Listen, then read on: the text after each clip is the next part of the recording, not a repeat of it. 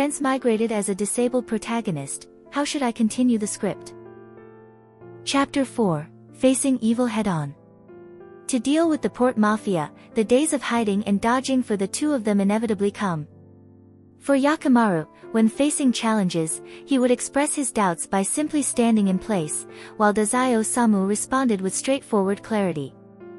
He directly took Yakimaru to a battlefield, using his formidable combat abilities to eliminate some rival organizations of the port mafia, thereby extending a gesture of goodwill toward the port mafia. No organization would want a powerful enemy. However, they would prefer a strong ally with a fatal weakness to exploit. Such a submissive stance would be unacceptable to those with an arrogant personality or a bright and upright mindset. Tezuka Osamu could only conclude that Yakimaru did not belong to either of these categories, completely outside the realm of ordinary human judgment. For Yakimaru, things were reduced to the simplest form of life flames. The world was nothing more than that. Life or death, good or evil, safety or danger. He didn't need to ponder too many things. His instincts would avoid fatal danger, leaving fate to the heavens, while he himself would continue growing toward his goal of slaying the demon gods. During this time, Tezuka Osamu took on the role of Yakimaru's guide, while also conveniently responsible for picking up his prosthetics, outwardly displaying that Yakimaru was obedient to him, though it was a false impression. Fine then. He admitted that it wasn't exactly false. Yakimaru didn't oppose his actions. It was as if he were a delicate, indifferent puppet, and the strings were in Tezuka's hands, making him enjoy testing how much Yakimaru trusted him. However, this person occasionally had moments of unpredictability. If Tezuka moved out of his field of vision or let go of his hand, Yakimaru would act on his own, unintentionally ruining Tezuka Osamu's carefully laid plans. This was basically like a counterfeit, subpar automaton sold by an unscrupulous merchant. Tezuka Osamu silently grumbled to himself. Because of this, he abandoned his earlier plan, to infiltrate the port mafia by faking a suicide or an injury. While this method had the highest chance of success, the unpredictability of Yakimaru was too great.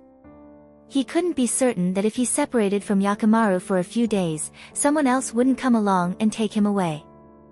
Most importantly, he didn't want to admit that he didn't want the port mafia to turn Yakimaru into some kind of human weapon. Weapons are easily damaged. Not yet 14 years old, Tezuka Osamu fiercely thought to himself, even if this person is a weapon, he should be my weapon. How could he be left to those black-suited mafia thugs to command? Yakimaru, I've already extended an olive branch to the port mafia and demonstrated your value. Now, we just wait for the higher-ups in the port mafia to make their decision, whether to continue hunting us or send someone to make contact. Tezuka Osamu shoved a steaming bowl of instant noodles into Yakimaru's hands, excitedly guiding his fingers to hold the chopsticks, oddly feeling like he was playing with dolls just like little girls do. Pfft, I'm not that childish. Yakimaru's face, surrounded by the steam from the instant noodles, was softened by the mist, making his features appear gentler. After fumbling a few times, he quickly mastered how to use the chopsticks. He removed the mask. Yakimaru revealed a portion of his disfigured jaw and mouth, then began eating. His teeth barely managed to bite through the noodles, otherwise, the noodles would have been difficult to swallow whole. This was Tezuka Osamu's way of gradually adjusting Yakimaru's eating habits. Tezuka Osamu pulled out a napkin and wiped Yakimaru's face, showing a certain fondness for his indifferent expression behind the mask. If I damage this highly realistic mask of yours, I wouldn't even know where to go to get a second one made. An indifferent Yakimaru could instill fear in people. This way, no one would truly understand Yakimaru's real condition, keeping others at a distance from him. Unable to hear Tezuka Osamu's sweet words or the malicious thoughts in his heart, Yakimaru, in a way, was distanced from deception, making him the last person a manipulator would want to deal with. Of course, at this time, Tezuka Osamu barely understood the art of manipulation and hadn't received any formal training. He mostly relied on his own powers of observation and a few learned tricks to easily achieve his goals. I don't have much knowledge in the medical field, and you have no way to answer me, Tezuka Osamu said, resting his chin on his hand, staring intently at the part of the face he had looked at many times before, immune to its shocking appearance. I think your condition is similar to someone who's had their skin peeled off, tongue cut out, eyes gouged, and limbs hacked off. Such a tragic thing, yet coming from Tezuka Osamu's mouth, it felt so light and without substance. Yakimaru continued eating his noodles, as usual, not needing to say anything, casually pretending to be unlearned. What kind of person were you before? When did you become like this, and where did you learn to fight? Who equipped you with the mask and prosthetics?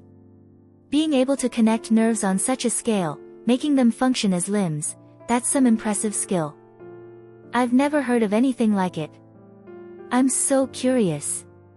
Tezuka Osamu sounded like a student with an intense thirst for knowledge, but unfortunately, the person in front of him wasn't a teacher.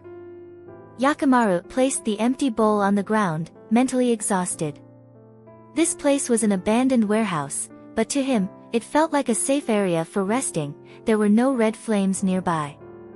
Hugging his knees, Yakimaru sat down and quickly fell into a state of sleep. Tezuka Osamu. After a while, Tezuka Osamu picked up the bowl of instant noodles that he had spiked with sleeping medication and saw that all the broth had been drunk. I couldn't think of another way to leave you temporarily, Tezuka Osamu muttered. He thought moving Yakimaru would be quite a hassle, but to his surprise, it was unexpectedly light. He carried Yakimaru to a corner, covered him with a cloth bag, leaving breathing holes, and piled some broken crates around him. Mission accomplished. As he was leaving, Tezuka Osamu spotted a stray cat walking by, shifted his gaze away, and hit his tracks as he went off to gather information. The calico cat, pretending to be a stray, succeeded in its mission. It entered the warehouse, sniffing the air, and found the sleeping Yakimaru. Yakimaru's body stirred slightly, his senses alerting him. His instincts told him that another life flame was nearby.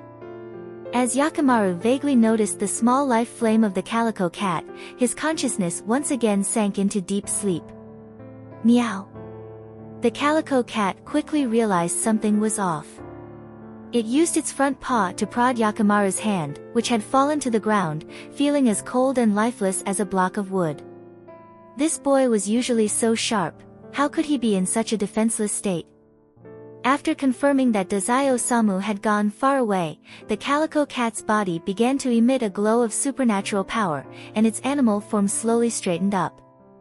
A gentlemanly old man, dressed in a suit, now stood before Yakimaru.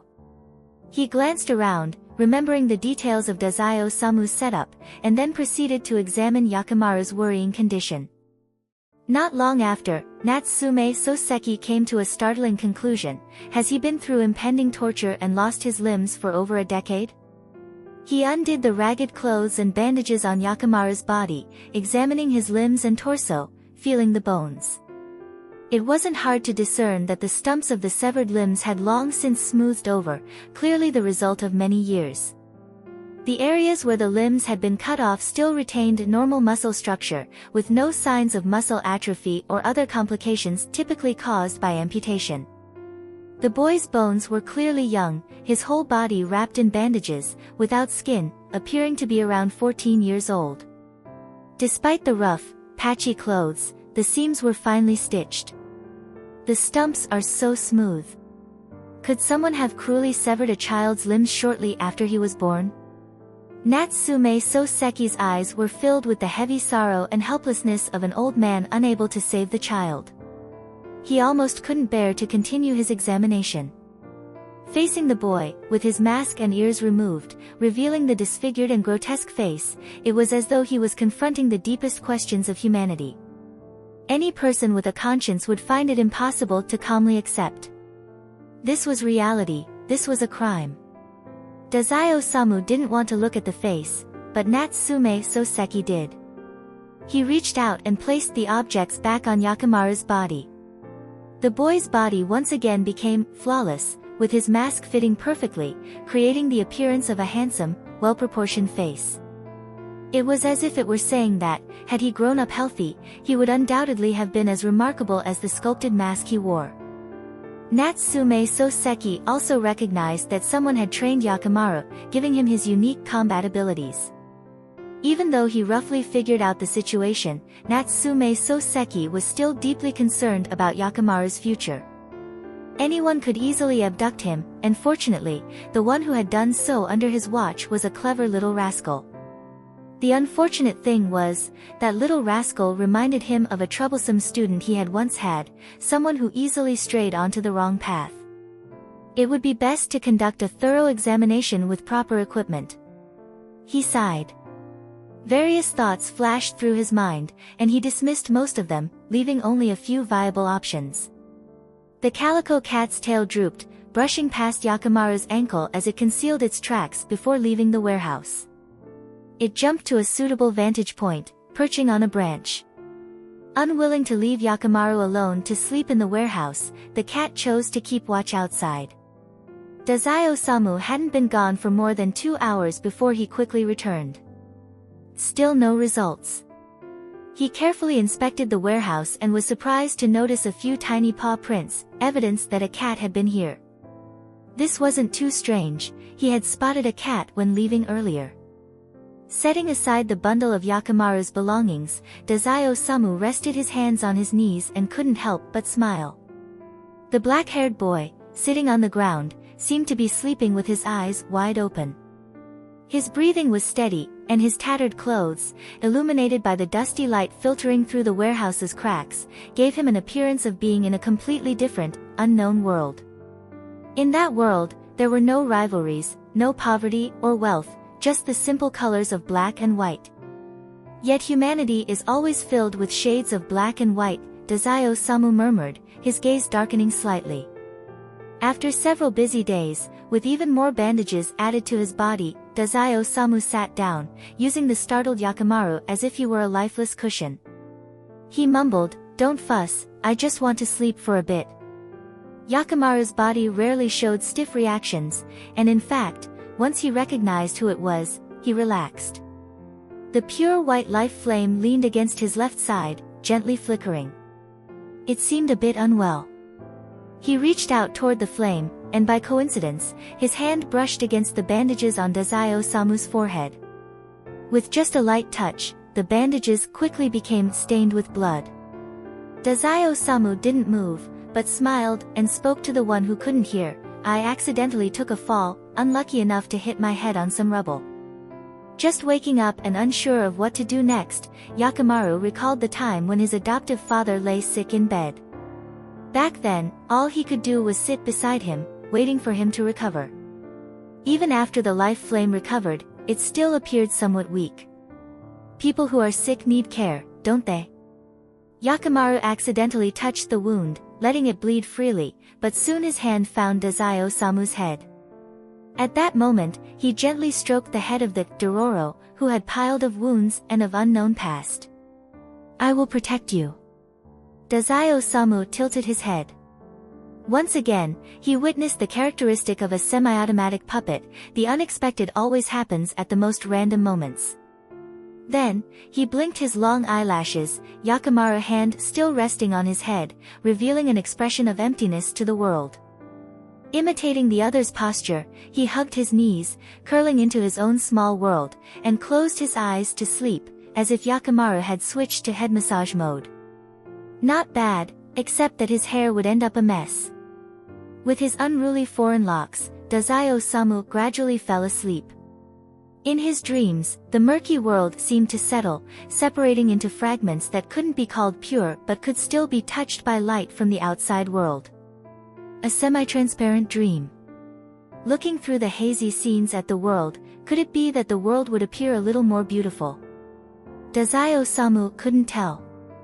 His experiences only led him to retreat and observe rather than actively engage with the world, especially the world of Yakimaru, who harbored such a strong desire to survive. At the Port Mafia, after a never-ending debate in the high-ups meeting, the boss's personal doctor approached an exhausted old man. Ignoring the bloodshot, furious gaze of the other, he offered his medical advice. Boss, you need to maintain a good mood to recover. Ah, Dr. Mori. The boss valued his own life more than anything else, and immediately his emotions leveled out, smoothing the wrinkles on his face. Help me to my room to rest. With this order, Mori Ogai naturally obeyed, supporting the old man who refused to sit in a wheelchair, leading him to the most securely guarded bedroom in the Port Mafia.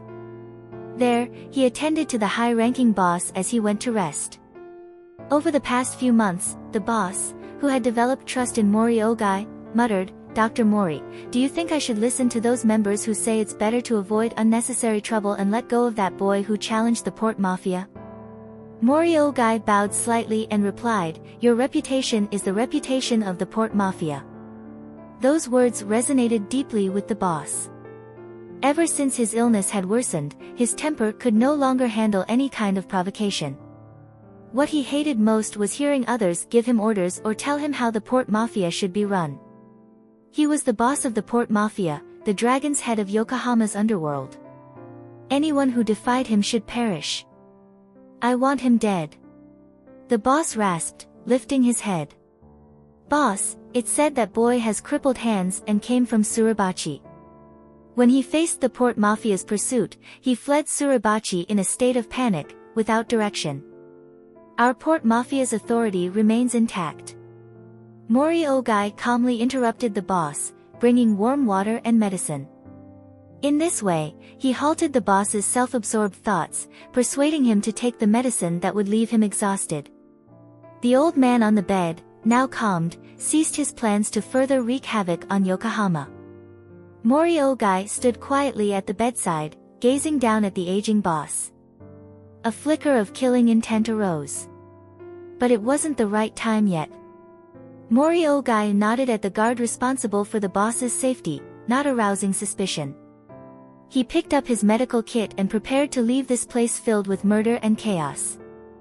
As he made his way out of the Port Mafia's headquarters, Mori Ogai returned to his clinic near Suribachi. Frustrated, he muttered, the boss is getting more and more unhinged, completely ignoring the crumbling order in Yokohama. If this keeps up, Yokohama will fall into chaos, and the Port Mafia will be destroyed as well. He took out a hidden letter from his clinic and glanced at it one last time, reluctant to destroy it. If my teacher requests it, I'll help this time. The man in the black suit under the white lab coat bowed his head with a smile. I'm also quite interested in that little rascal daring to approach me. I wonder when he'll realize that what the Port Mafia members say is useless, while what I say has a bit more weight. Under his hand, a blonde girl with a displeased expression appeared, her head being patted. The humanoid ability, Elise, pouted, Rintaro is up to no good again. No, not at all, Mori Ogai denied. Natsume-sensei's intention is for me to help the boy being hunted by the Port Mafia. He didn't ask me to do anything beyond that. Maybe Natsume-sensei has a new plan, and as his disciple, of course, I'll help him keep this boy safe. As for the others, they were not within the protection granted by Natsume Soseki's letter. Mori Ogai took Elise's hand. Elise, let's go meet that little rascal. The clinic was closed. The voices of the middle-aged man and the blonde girl faded into the wind, leaving behind faint, indistinct words. Maybe, it will be, waiting for the right moment. Chapter 4 End.